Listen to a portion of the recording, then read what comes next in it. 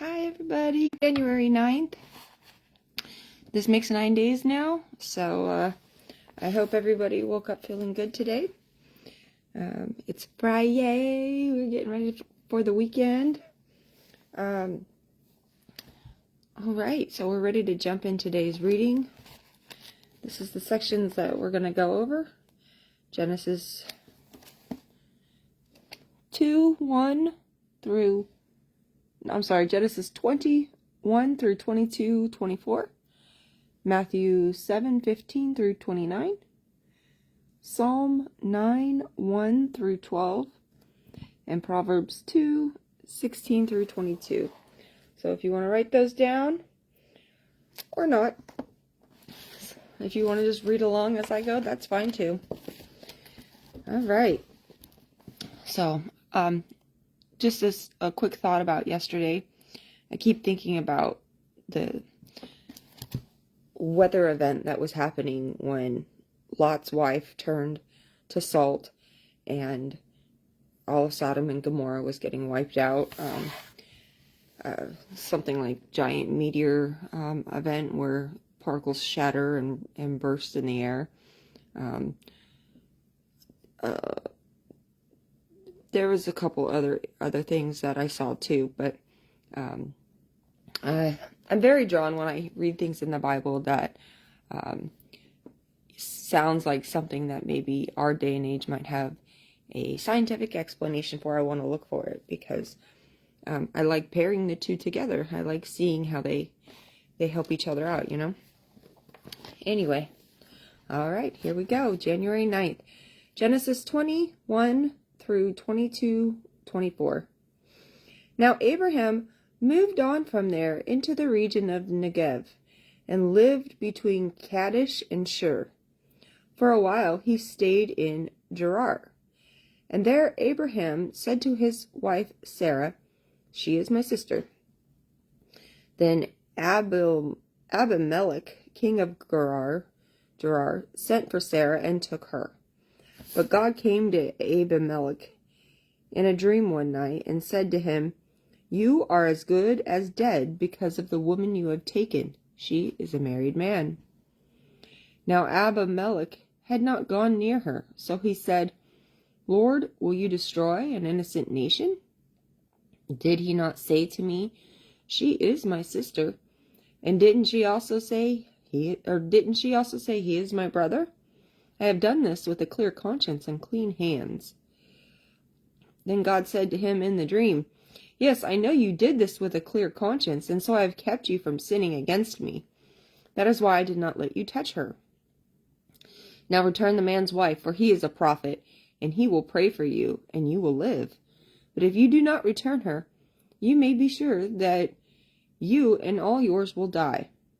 Early the next morning, Abimelech summoned all his officials, and when he told them all that had happened, they were very much afraid. Then Abimelech called Abraham in and said, "What have you done to us? How I have wronged you that you have brought such a great guilt upon me and my kingdom. You have done things to me that should not be done." And Abimelech asked Abraham, "What was your reason for doing this?" Abraham replied, "I said to myself, 'There is surely no fear of God in this place, and they will kill me because of my wife. Besides, she really is my sister, the daughter of my father, though not of my mother, and she became my wife. And when God had made me wander from my father's household, I said to her, "This is how you can show your love to me. Everywhere we go, say of me, 'He is my brother.'"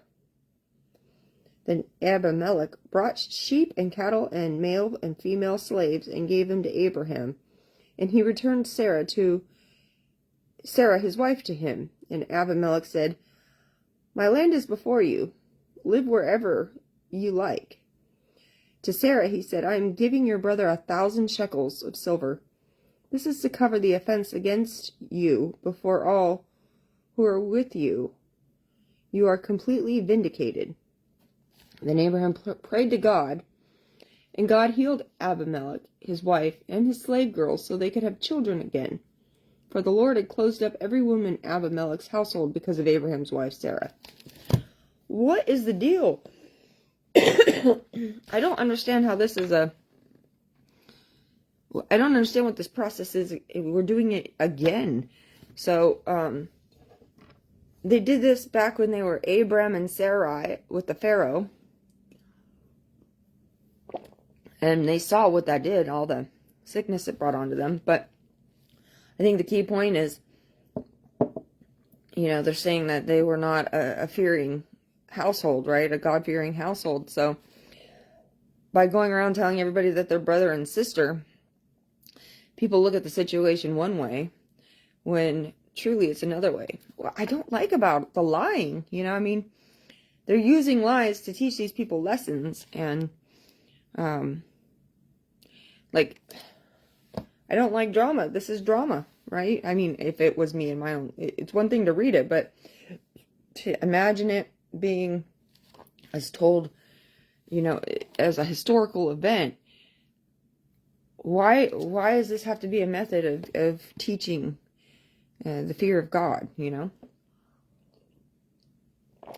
And I don't know if I'm supposed to question that kind of thing, but, I mean, is Sarah just so drop-dead gorgeous that everywhere she goes, she's a possession to be taken? And is Abraham so... I don't know. I don't know what Abraham is. I don't like the scheme. I feel like it's a scheme.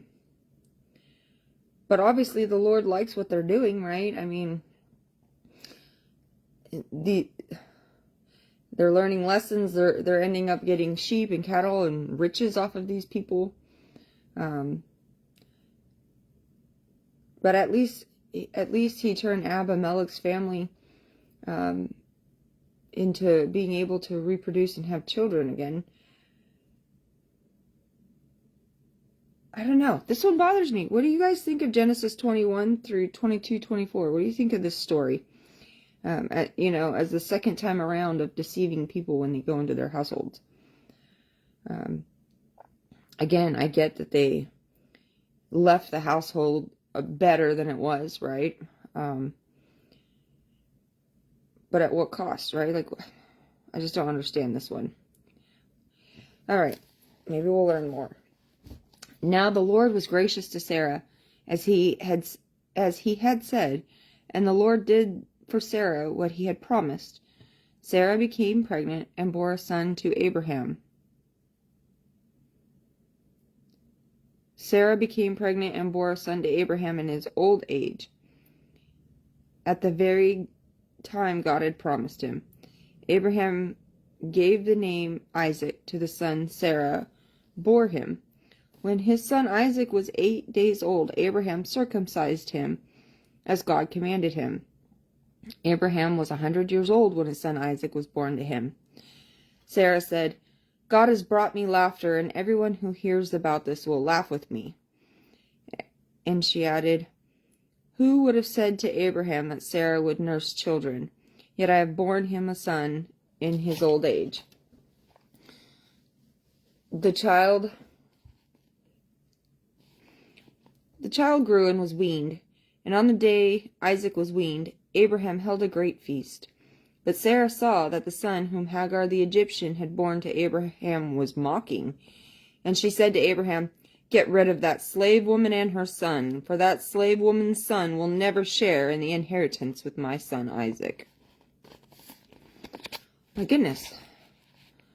The matter distressed Abraham greatly because it concerned his son.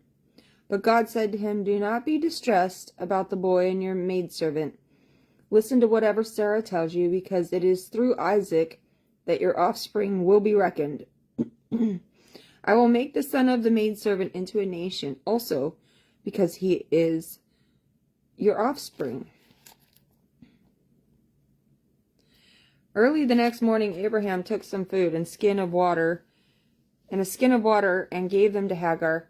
He set them on her shoulders, and then sent her off with the boy. She went on her way and wandered into the desert of Beersheba. When the water in the skin was gone, she put the boy under one of the bushes, Then she went off and sat down nearby, about a bowshot away, for she thought, I cannot watch the boy die. And she sat there nearby. She began to sob. God heard the boy crying, and the angel of God called to Hagar from heaven and said to her, What is the matter, Hagar? Do not be afraid. God has heard the boy crying as he lies there. Lift the boy up and take him by the hand, for I will make him into a great nation. Then God opened her eyes, and she saw a well of water. So she went and filled the skin with the water and gave the boy a drink. God was with the boy as he grew up. He lived in the desert and became an archer. Excuse me.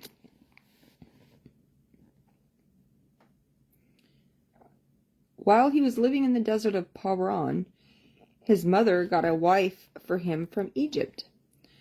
God was with the boy as he grew up. He lived in the desert.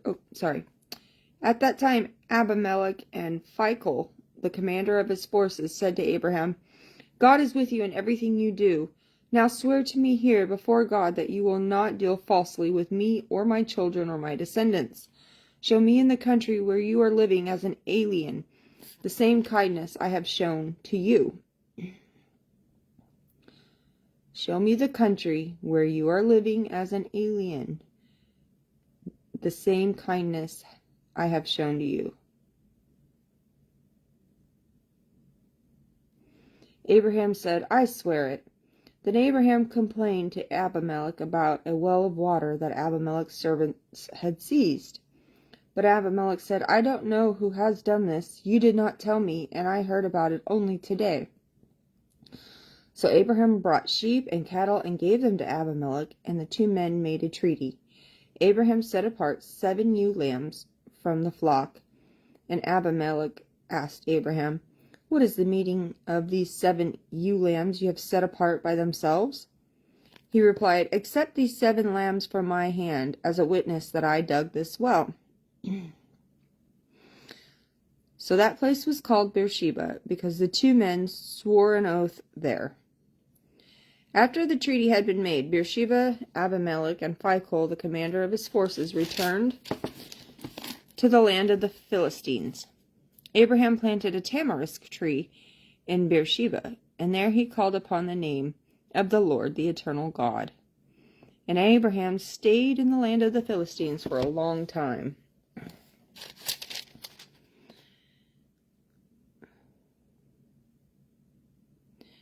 So Abraham sent his baby mama and child off with only a skin of water to wander the desert. But God came and gave them a well.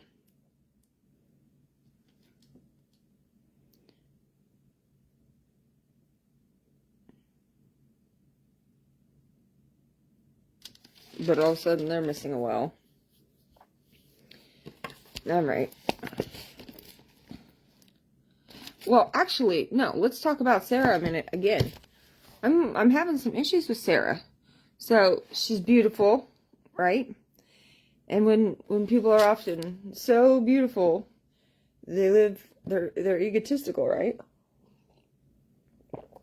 Now, granted, she has some issues. She's been struggling her whole life not being able to have a child. She had to give up, or she decided to give up her maidservant to her husband so that they could still have a child, but the maidservant turned on her. And then she grew to resent and was being mean, awful to the woman, the pregnant woman. And now that she finally, in the ripe old age that she's at, can have the child and is pregnant and has a baby, of course now she despises his first child. Gosh, there's just so much drama in this family. And then they lie when they meet people, but for the sake of turning them good. And now she requires, and the hardest part here is where God is like reinforcing her. Just like Hagar left while she was pregnant, and God came and told her, hey, go back and submit to that woman. And, now Abraham supports them after they lie and they turn the houses into God-fearing homes, you know, they're rewarded with all these rewards. Gold, cattle, sheep. I don't know. They're just, they're using this couple to teach lessons with people, but I still feel like maybe it's just showing us that, I don't know, maybe it's just showing us that even in our mistakes and even when we don't make the best choices, God is always at work. What do you take? I'm still interested in what everyone wants to, how they want to interpret all of Genesis 21 through 22, 24. And, you know, I'd like to know more about this section. And as far as Sarah is involved. Sometime later, God tested Abraham. He said to him, "Abraham, here I am," he replied. Then God said, "Take your son, your only son Isaac, whom you love, and go to the region of Moriah. Sacrifice him there as a burnt offering on one of the mountains I will tell you about." Early the next morning, Abraham got up and saddled his donkey. He took him 2 of his servants and his son Isaac. When he had cut enough wood for the burnt offering, he set out for the place God had told him about. On the 3rd day, Abraham looked up and saw the place in the distance.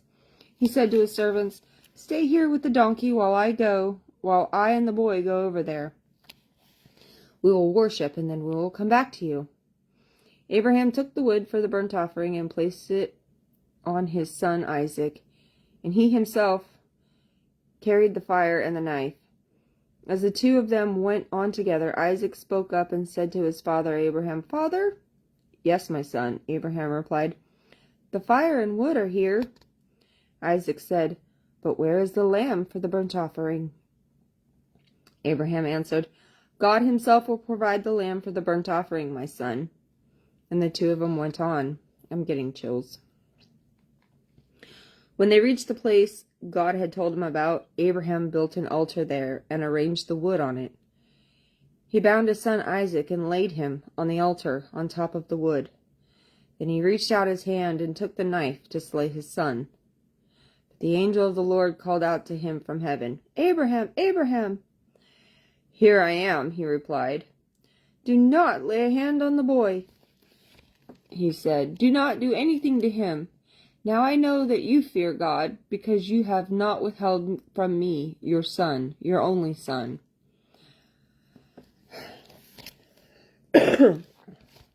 Abraham looked up, and there in a thicket he saw a ram caught by its horns.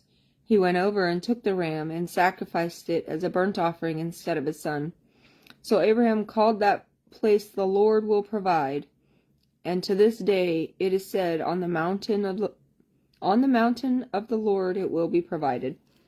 Oh, that is some serious faith. That is some serious faith. Huh. I don't know. I don't know if I could do it, guys. Like,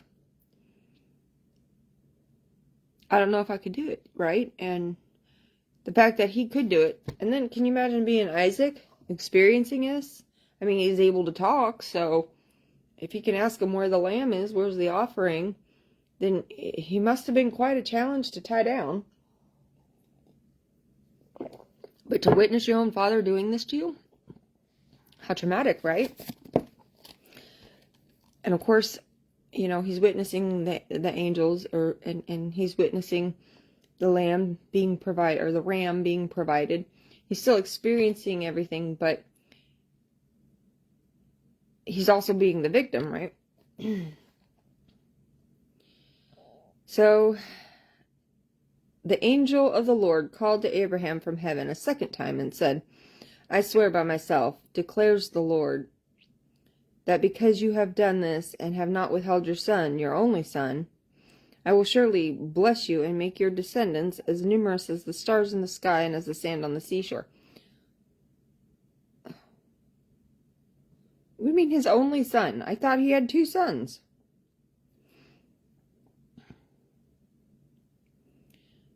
"I will surely bless you with make your descendants as numerous as the stars in the sky and the sand on the seashore. Your descendants will take possession of the cities of their enemies, and through your offspring all nations on earth will be blessed, because you have obeyed me." Then Abraham returned to his servants, and they set off together for Beersheba, and Abraham stayed in Beersheba. Some time later, Abraham was told Milcah is also a mother. "She has borne sons to your brother Nahor, Uz the firstborn, Buz his brother, Kemuel the father of Aram, Kesed, Hazo, Pildash, Jidlaph, and Bethuel. Bethuel became the father of Rebekah. Milcah bore these 8 sons to Abraham's brother Nahor. His concubine, whose name was Reumah, also had sons, Teba, Gaham, Tahash, and Maacah. All right, that concludes Genesis. That was quite a wild ride again. I mean, every day there's just some more craziness going on.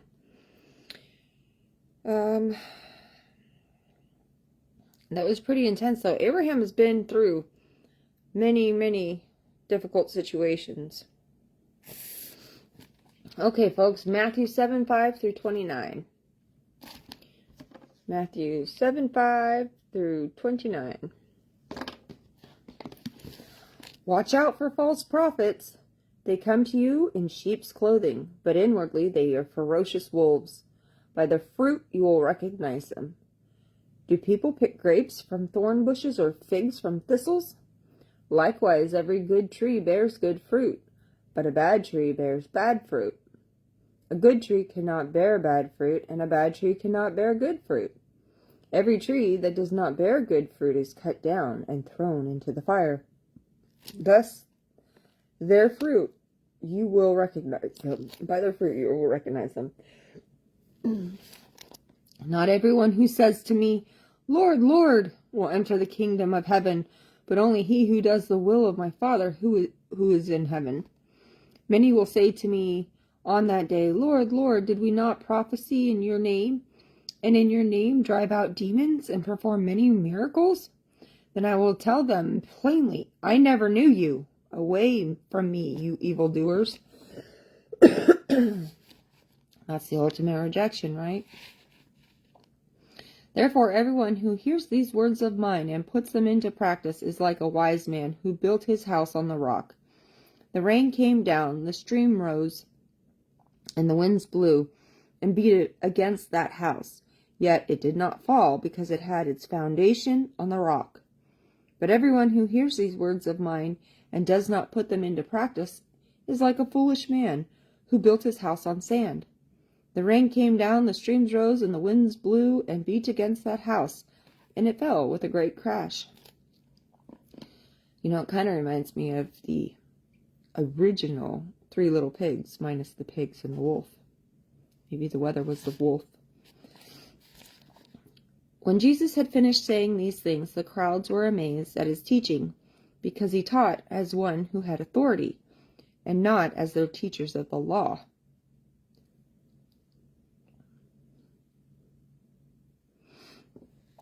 Okay. Psalm 9:1 through 12. For the director of music, to the tune of the death of the Son, a psalm of David. Well, I don't know that tune, but I will read. "I will praise you, O Lord, with all my heart. I will tell of all your wonders. I will be glad and rejoice in you. I will sing praise to your name, O Most High. My enemies turn back. They stumble and perish before you. You have upheld my right and my cause. You have sat on your throne, judging righteously. You have rebuked the nations and destroyed the wicked. You have blotted out their name for ever and ever. Endless ruin has overtaken the enemy, and you have uprooted their cities. Even the memory of them has perished. The Lord reigns forever. He has established his throne for judgment. He will judge the world in righteousness. He will govern the peoples with justice. The Lord is a refuge for the oppressed, a stronghold in times of trouble. Those who know your name will trust in you, for you, Lord, have never forsaken those who seek you. Sing praises to the Lord, enthroned in Zion. Proclaim among the nations what he has done. For he who avenges blood remembers. He does not ignore the cry of the afflicted. So there's another psalm saying trust in the Lord, and saying that he will pretty much stand up against all challenges and sing praise. Okay, Proverbs 2:16 through 22. Wisdom will save you also from the adulteress, from the wayward wife with her seductive words, who has left the partner of her youth and ignored the covenant she made before God. For her house leads down to death, and her paths to the spirits of the dead. None who go to her return or attain the paths of life. Thus you will walk in the ways of good men and keep to the paths of the righteous. For the upright will live in the land, and the blameless will remain in it. But the wicked will be cut off from the land, and the unfaithful will be torn from it. So, it will save you also from the adulteress, from the wayward wife with her seductive words, who has left the partner of her youth and ignored the covenant she made before God. For her house leads down to death, and her paths to the spirit of the dead. None who go to her return or attain the paths of life. That you will walk in the ways of good men and keep the paths of the righteous. For the upright will live in the land, and the blameless will remain it. But the wicked will be cut off from the land, and the unfaithful will be torn from it. So this kind of reminds me of maybe Sarah, and just every time she enters a home as somebody's sister, she's ultimately about to turn people into adulterers, including herself. And in the last situation, God prevented her from laying with the culprit, but what is it, Melech, whatever that guy's name was, Abimelech. But I don't remember, did she sleep with the Pharaoh? Is that why everyone was sick? Because once they consummated their situation, everyone got sick, or did they just get sick anyway? But does that make Sarah an adulterer? I don't know. Is Abraham an adulterer, even though Sarai gave up her maidservant? I mean, the act is, whether it's permission or not, it's still not monogamy. But I don't know. How do you interpret that one? Proverbs 2:16 through 22. And I'd like to talk about Sarah. If anybody has input on Sarah, maybe you know more about her than we've gotten into this so far. But Sarah's an interesting character, right? All right, you guys, it is Friday. I hope you have a wonderful, blessed day. You know what? I didn't pray before this, so let's pray now. Dear God, thank you for bringing me here again today, day 9 of the year. And thank you for allowing me to understand so far what I have of the Bible. And I hope that whoever's watching this is getting some benefits from it too, and a deeper understanding. And I hope that you bring people to me that are also hungry for understanding and the knowledge of the Bible. Bless everybody today. May we have a wonderful Friday and a wonderful weekend. Amen. Amen. See you tomorrow.